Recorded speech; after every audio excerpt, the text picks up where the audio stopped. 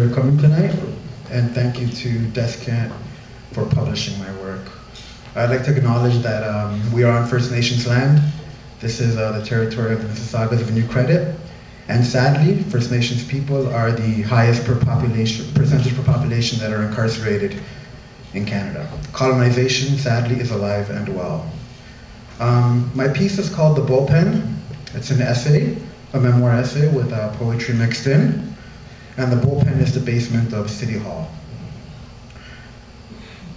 I'm driven downtown into a basement and then led down hallways, stairwells, a cell, then another cell, then. I stand in front of bars waiting to be led into a large room. I see 40 or 50 men of all shades, heights, and sizes, mainly of color. A large tinted window made of plexiglass is on one wall, with a white court officer sitting behind it.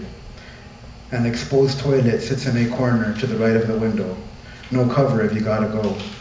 Another barred door is at the opposite end of the door I stand in front of. Benches lay along 3 of the 4 walls. The concrete ground is dirtier and the room is colder than my previous night's sleeping quarters. Men are silent, men whisper, men talk, men yell. Men are captors, men are captive, men are mad, men are in their own hell. This is the bullpen, City Hall's basement. I look around, I know no one. Different groups chill. My native brothers sit on the ground in the corner, some with their legs crossed, some passed out on their backs. Others sit against the wall staring at all the Jagnosh, immigrants, visitors on their land. Several blacks from Regent Park stand by the door talking amongst one another. 2 whites in the middle of the room discuss the lack of jobs out west. A Russian jeweler holding a stack of papers tells anyone who will listen that he didn't hit his wife. She's a liar! A group of brown men stand against the wall, maybe Arab or Persian, possibly the Arabian Nights from North York, or the Persian posse from the Don Mills. A young triad member is the first person to talk to me. He asks what I'm there for and tells me he's been charged with writing a death letter to his girlfriend. I'm innocent, he says. 3 East Asian men in dark silk suits sit on a bench smoking cigarettes. They look like big-time gangsters. No one talks to them.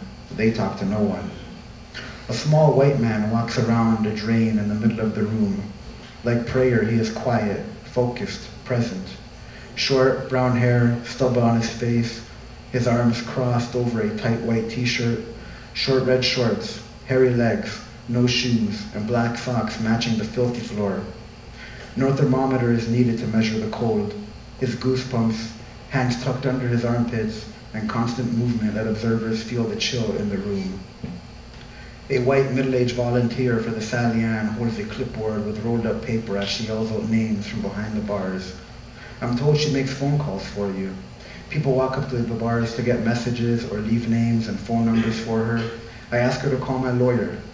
I'm number who knows what on a list of how many pages. Breakfast comes. Coffee, black like our moods. Sandwich made of cheese, processed like our identities and rights. Bread, white like the system. I eat my sandwich and give my coffee to the Russian, so he'll shut up. Thank you, I hear. A brown man, much older than me, and me start talking. He's Nika, I'm half Peruvian. We're both mestizo, both happy to see one another, happy to see another brown face from down south, happy to not be alone for whatever amount of time we'll spend together, when inside, you look for your own. Shared skin, shared history, shared home. You look for your own, shared language, shared food, shared bones. You look for your own, shared struggles, shared victories, shared water, land, and stones. Creo que me van a meter por un buen tiempo esta vez. I think they're going to put me away for a good while this time, he says. His 6-time caught for DUI, no more tickets, suspensions, community service, and overnights in the drunk tank. Picked up after leaving a booze can, he's missing work, cleaning offices, his own company. We talk of our mothers, how there's no one like them, how we fear them, how we love them. My brown brother is dressed well. A black short-sleeved dress shirt, gray slacks, and black dress shoes. He's old school. We're taught that a man always has to have a pair of black dress pants and shoes to match. I notice he has no socks. I say nothing. We watch the white man, still walking in circles, an energy around him, the don't fuck with me look on his face. His forearms and biceps thick. His square, muscular jaw showing that he can take a shot. His muscular calves showing his balance and strong stance. Nika tells me he gave the white man his socks. Me dio pena, por la gran puta, hace un frío aquí. I felt sorry for him. For fuck's sake, it's cold in here, he says. I'm here because of greed and violence. My brown brother is here because he can't control himself when having a good time or drowning out his sorrows. I'm not sure he's cut out for this place. The worry in his face tells me. His way of thinking is different. I've accepted jail as part of the life I chose to live. He's still stuck in Nicaragua where the cops are drunk on the job and you can pay them off. My lawyer shows up, transparent glass between us, men to my left, men to my right, questions, answers, smiles, advice. We'll think of something. It's no big deal, he says before leaving. Time passes. Nika and I keep talking. Conversation brings comfort in the new, lonely, cold environment. A white guard holding a string of handcuffs shows up at the door and yells out instructions. Everyone listen for your name and destination. I want 3 lines. Mimical, Dawn, East.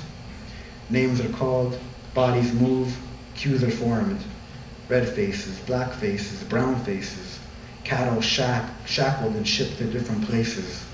No podiums, no Spanish or Portuguese, no French or Dutch, no Brits, no bidding.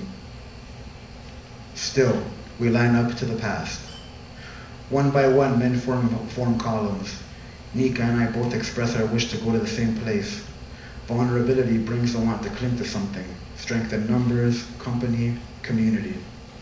He's called to join the line to the dawn. I'm called to the east.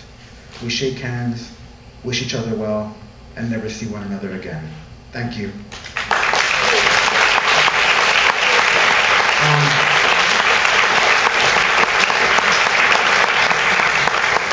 Please check out my website, blackcoffeepoet.com. Blackcoffeepoet.com. Thank you.